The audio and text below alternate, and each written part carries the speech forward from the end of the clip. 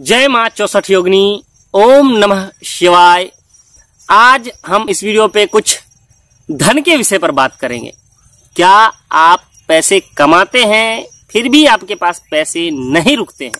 चाहे आप 100 रुपया कमाते हो, चाहे आप 500 कमाते हो या 50,000 कमाते हो, परंतु जो भी कमाते हैं वह खर्चे हो जाते हैं।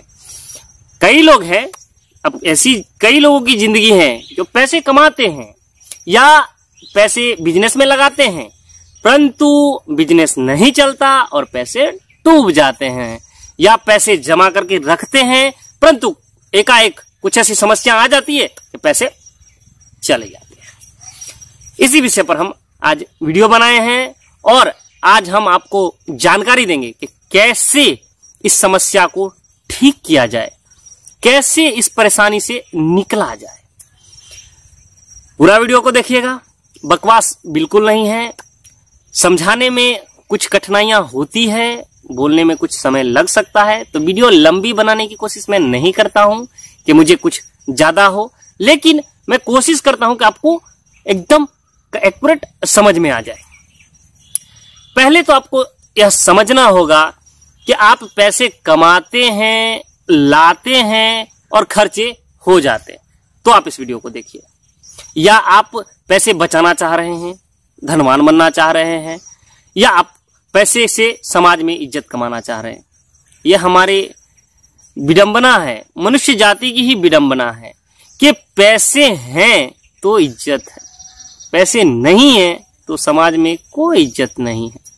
यह विडंबना है, ये मैं नहीं कह रहा हूं, ये समाज कहता है। इसी विडंबना हमारे है। ज्ञान हो और पैसे नहीं हो तो आपका कोई वैल्यूएशन नहीं होता समाज में। पैसे होने अति आवश्यक है। तो आज इसी विषय पर हम चर्चा करेंगे। आज आपको जानकारी दूंगा कि कैसे आप पैसे बचा सकते हैं। पूरा वीडियो देखिएगा, अंत तक देखिएगा तो आपको समझ में आएगा। अगर आप बीच में छोड़ देते हैं तो आपको समझ में नहीं आएगा। राशि चक्र की 12 राशियां होती है, मेष से लेकर मीन तक की 12 राशियां जो है उस 12 राशियों के स्वामी होते हैं। सर्वप्रथम मैं आपको जानकारी देना चाहता हूं कि 12 कॉलम, 12 जो भाव होते हैं, 12 भाव में अलग अलग चक्र, अलग अलग घटनाएं घटती है। पहले जो भाव होता है, प्रथम लग्नेश जो होते हैं, वह हमारे शरीर के जो विचार होती है उन सबको व्यक्त करते हैं। तो हम आपको इसी पूरे भाव के आधारित जानकारी दे रहे हैं। देखिए, मैं बकवास आपको मैंने पहले ही कहा था मैं नहीं करूंगा, मैं पूरे हिसाब से जानकारी दूंगा। कुछ भी बोल देना तो बड़ा आसान है, लेकिन समझाकर बताना बहुत मुश्किल है। अगर आप इस उपाय को करते हैं तो मैं आपको वचन देता हूं कि आप अवश्य हैं कि कुछ ना कुछ अच्छा ही करेंगे अपने जीवन में, और आपके जीवन में अच्छा ही होगा। परंतु एक खास जानकारी इस वीडियो में, आप जब भी कोई उपाय प्रारंभ करते हैं, किसी देवी देवता की पूजा प्रारंभ करते हैं, किसी ग्रह की पूजा प्रारंभ करते हैं, या किसी भी प्रकार की तंत्र मंत्र विद्या शुरू करते हैं, तो उसमें कठिनाइयां उत्पन्न होती है। यह नियम है। जब भी आप कोई कार्य प्रारंभ करेंगे, शुभ कार्य प्रारंभ करेंगे, तो उसमें विघ्न उत्पन्न होना स्वाभाविक है। कुछ परीक्षाएं होती है जो पास करनी पड़ती है। बिगर परीक्षा दिए हुए मनुष्य सफलता नहीं हासिल कर सकता। तो आपको कुछ सफलता और कुछ एग्जाम देने होंगे, परीक्षा होगी आपकी। जैसे ही आप इस विधि को शुरू करेंगे, इस कार्य को शुरू करेंगे, वैसे ही आपकी परीक्षा प्रारंभ हो जाएगी और आपको कुछ कष्ट हो सकते हैं। तो आप इस सब कष्ट को दूर कर सकते हैं अपने बल से, अपने तप से, अपने बुद्धि से, विवेक से। तो इस वीडियो को पूरा देखिएगा और आप समझने की कोशिश करिएगा। आइए जानते हैं। 12 राशियां होती है, 12 राशियों के 12 स्वामी होते हैं। सर्वप्रथम मेष राशि के मंगल स्वामी होते हैं, वैसे ही मीन राशि के बृहस्पति स्वामी होते हैं, वैसे ही कुंभ राशि के आप देखने जाइएगा तो शनि स्वामी होते हैं, मकर के शनि स्वामी होते हैं। इसी प्रकार के सारी राशियों के स्वामी होते हैं। वृश्चिक के मंगल होते हैं। मैं आपको इससे पहले भी वीडियो बना चुका हूं, उसमें मैं आपको पूरी जानकारी देने की कोशिश की थी कि पूरी जानकारी आपको मिले, परंतु कई लोग वीडियो नहीं देखते हैं, भूल जाते हैं। परंतु चलो, आप इस वीडियो को पूरा देखो और समझने की कोशिश करो। सर्वप्रथम तो अगर मान लीजिए आपकी राशि मेष है, यह चंद्र कुंडली के आधारित जानकारी दी जा रही है। लग्न कुंडली के आधारित जानकारी बदल सकती है, पर चंद्र कुंडली के आधारित, आपके नाम राशि के आधारित यह जानकारी आप पर सटीक बैठेगी। मान लीजिए आपकी राशि मेष है। प्रथम कुंडली अगर आपकी मेष राशि की बनती है, नाम राशि के आधारित, या ऐसी भी आपकी कुंडली मेष राशि, मेष लग्न की है, मेष लग्न की कुंडली है, मेष राशि नहीं, मेष लग्न की कुंडली है, और मैं आपको इस मेष राशि यानी प्रथम चंद्र कुंडली के आधारित बता रहा हूं, आप समझने की कोशिश करिएगा। कुंडली है, कुंडली में आप मेष राशि प्रथम भाव में लिखे हैं तो दूसरे में वृषभ राशि लिखा होगा, 2 नंबर लिखा होगा, दूसरा घर बना होगा उसमें 2 नंबर लिखा होगा, तो समझिए आपकी वृषभ राशि है वहां पर विराजमान है। ठीक है, तो वृषभ राशि के जो स्वामी है वह शुक्रदेव है, दूसरी राशि के स्वामी शुक्रदेव है। तो धन भाव के जो मालिक बने वह शुक्रदेव बने, धन भाव के मालिक। और धन भाव के मालिक जब ही शुक्रदेव बने तो धन से जो भी समस्याएं उत्पन्न होगी वह शुक्र के कारण ही होगी। या दूसरे भाव में कोई ऐसा ग्रह बैठ जाए जो आपको परेशानी उत्पन्न कर सकती है, मारक हो, पीड़ादायी हो, ऐसे ग्रह हो जो पापी हो, ऐसी अवस्था में बैठे हो जिससे आपको कुछ नुकसान हो सकता है। तो आपको ठीक कैसे करना है? तो 2 नंबर की जो राशि लिखी हुई है वृषभ राशि, उसके स्वामी जो है शुक्रदेव, वह कहां बैठे हुए यह ध्यान में रखना है। मान लीजिए यह भी ध्यान में नहीं रखते हैं, लेकिन 2 नंबर की जो स्वामी है वह शुक्रदेव ही बनेंगे।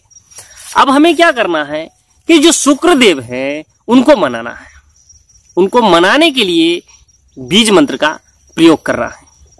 ऐसे हम अंगूठी भी धारण कर सकते हैं, रत्न भी पहन सकते हैं शुक्रदेव का, परंतु मैं सलाह नहीं दूंगा शुक्रदेव का रत्न पहनने के लिए।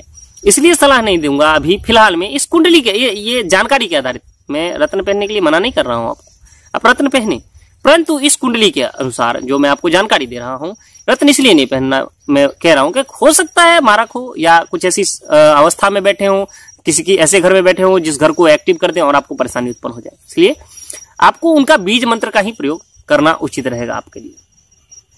आप उनके जो तांत्रिक बीज मंत्र है उसका भी प्रयोग कर सकते हैं, या नॉर्मल बीज मंत्र है छोटा सा उसका भी प्रयोग कर सकते हैं। बीज मंत्र मैं नीचे लिख दिया हूं डिस्क्रिप्शन में, और राशियों के स्वामी के बारे में भी लिख दिया हूं, कौन से राशि के कौन से स्वामी हैं, और जो स्वामी हैं उनके सामने मैंने बीज मंत्र लिखा है। बहुत लोग, मैंने इससे पहले जो वीडियो बनाई थी उसमें कमेंट किए थे कि मेरी राशि मेष है तो मेरे स्वामी कौन हुए गुरुदेव बताइए।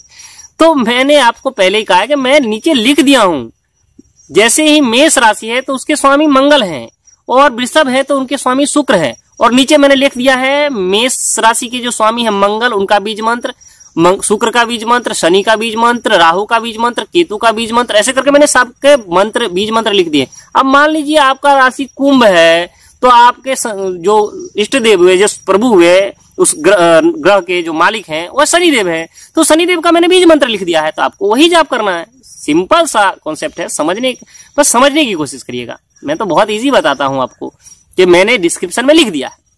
अब आपको जानना बस इजी है कि कौन सा ग्रह मेरे को 2 नंबर भाव दूसरे भाव में बैठा हुआ है, वहां कुछ भी लिखा हो सकता है। अगर आप मान लीजिए वहां पे कुंभ राशि, वहां पे अगर आपके लग्न में है कुंभ, तो सेकंड भाव में मीन ही आएंगे।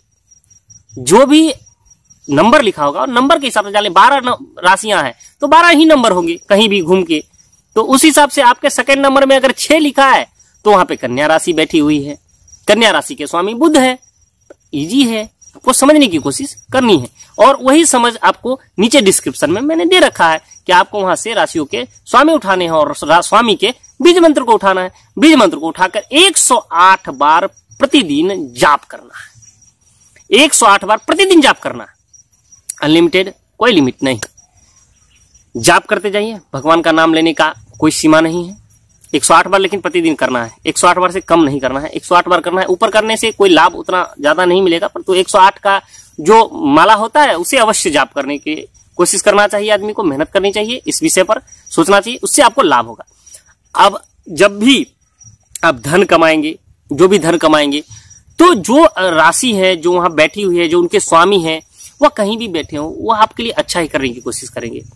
उनका नजर में आप रहेंगे कि नहीं, ये मेरी पूजा कर रहा है और मेरे लिए इतना मेहनत कर रहा है, कोशिश कर रहा है, धन कमाने की कोशिश कर रहा है, तो मैं कुछ लाभ अवश्य दूं। क्या किसी भी, आप अपने बॉस को भी इसी प्रकार से ले लीजिए, जब उनको खुश रखने की कोशिश करते हैं तो बॉस भी आप पर खुश होते हैं। इसी प्रकार से यह क्रिया कार्य करती है। जो ग्रह है वह उसी हिसाब से आप पर रश्मियां डालती है, उसी हिसाब से आप पर प्रभाव डालते हैं। जो आप जैसा कार्य करते हैं, तो अगर आप अच्छे कार्य करते हैं, उनकी पूजा करते हैं और उनको मनाने की कोशिश करते हैं तो आपको लाभ अवश्य होगा। यह बात आप ध्यान में रखिएगा। यह पूरी जानकारी आपको मैंने चंद्र कुंडली के माध्यम से दी है। लग्न कुंडली के माध्यम से जानकारी बदल सकती है, परंतु जो भी लग्न कुंडली है मैंने तो आपको इजी कंसेप्ट बता दिया है। लग्न कुंडली भी वैसी ही होती है। ल यहां लिखा है, वहां जो राशि लिखी है उसके सेकंड नंबर की राशि वहां बैठी होगी। मेष है तो वृषभ होगी, वृषभ है तो वहां पे मिथुन होगी, मिथुन है तो वहां कर्क होगी। बस ऐसी राशियां बदलती जाएगी। जो राशि फर्स्ट भाव में है उसके अपोजिट सेकंड नंबर की राशियां वहां पर विराजमान होगी, और उसी राशि के स्वामी जो है वह आपके प्रभु होंगे, धन के रक्षक होंगे, धन की रक्षा करने वाले होंगे। वह वहां कुंडली मार के धन पे विराजमान रहते हैं। अगर आप उनकी पूजा ही कर लेते हो, उन्हें मना ही लेते हो, धन के दरवाजे खोलने वाले जो स्वामी हैं, जो आपको धन के विषय में पूरी आपको सहूलियत देते हैं, तो आपको धन अवश्य प्राप्त होगा। मैं बहुत मेहनत करता हूं आपके लिए, बहुत कोशिश करता हूं कि आपको अच्छी जानकारी मिले, समझ आए, ऐसी जानकारी मिले। आप भी कोशिश करिए समझने की।